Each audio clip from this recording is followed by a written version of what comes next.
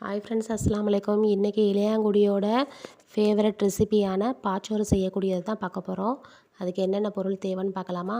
First 3 spoon நெய், நல்ல பெரிய ஸ்பூனில் 3 ஸ்பூன் நெய், 4 கிராம்பு, 4 ஏலக்காய், கொஞ்சம் நிறையவே முந்திரி, கொஞ்சம் கிஸ்மிஸ்ஸு, ஒரு 20-25 முந்திரி, ஒரு 10 கிஸ்மிஸ்ன்னு வச்சுக்கிடலாம்.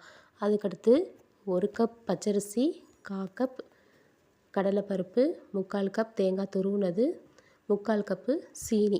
இதுதான் இதோட அளவு. இப்போ பார்த்தீங்கன்னாக்கும் பொங்கலையும் இதையும் அக்கா தங்கச்சின்னே சொல்லலாம். பொங்கலுக்கு பாசிப்பருப்பும் வெல்லமும் சேர்ப்போம், பாச்சோறுக்கு கடலைப்பருப்பும் சீனியும் சேர்க்குறோம்.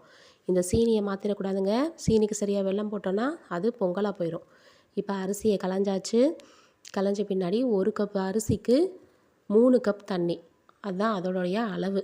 அந்த அளவு தண்ணி ஊற்றினா தான் நல்லா குழஞ்சு வரும். இப்போ உப்பு போட்டாச்சு. அடுப்பில் சிம்மில் வச்சுருங்க. தீயை கூட்டி வச்சிடாதீங்க, ரொம்ப கோவக்காரவங்க பொங்கிடுவாங்க. இப்போ அடுப்பில் வச்சாச்சு. தாளிக்கிறதுக்கு நெய்யை ஊற்றி அதில் 4 பட்டையையும் 4 கிராம்பையும் 4 ஏலக்காயையும் 4 கிராம்பையும் போட்டுட்டு அதுக்கப்புறம் கிஸ்மிஸ் முந்திரியையும் சேர்த்துக்கிடலாம்.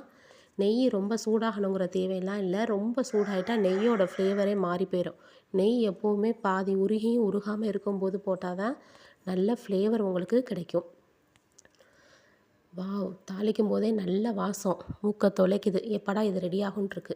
அதுக்குள்ளே இங்கே சோறை திறந்து பார்த்தாச்சு. இதில் தேங்காய் பூவை சேர்த்தாச்சு. சீனியையும் இப்போ கொட்டுறோம். இந்த சூட்டோடு இருக்கும்போதே சீனியும் தேங்காய் பூவையும் சேர்த்தாதே நல்லா மிக்ஸ் ஆகி வரும். நல்ல தண்ணி விட்டது மாதிரியும் உங்களுக்கு வரும். சீனியை முதலே சேர்த்துடக்கூடாது. முதலே அடுப்பில் வைக்கும்போது சீனியை சேர்த்து வச்சோம்னா சோறு விரைச்ச மாதிரி போயிடும். அடுப்பில் வெந்த பின்னாடி தான் இருக்கணும். இப்போ இதுவும் பொரிஞ்சிருச்சு, நல்லா ப்ரௌனிஷாக வந்துருச்சு.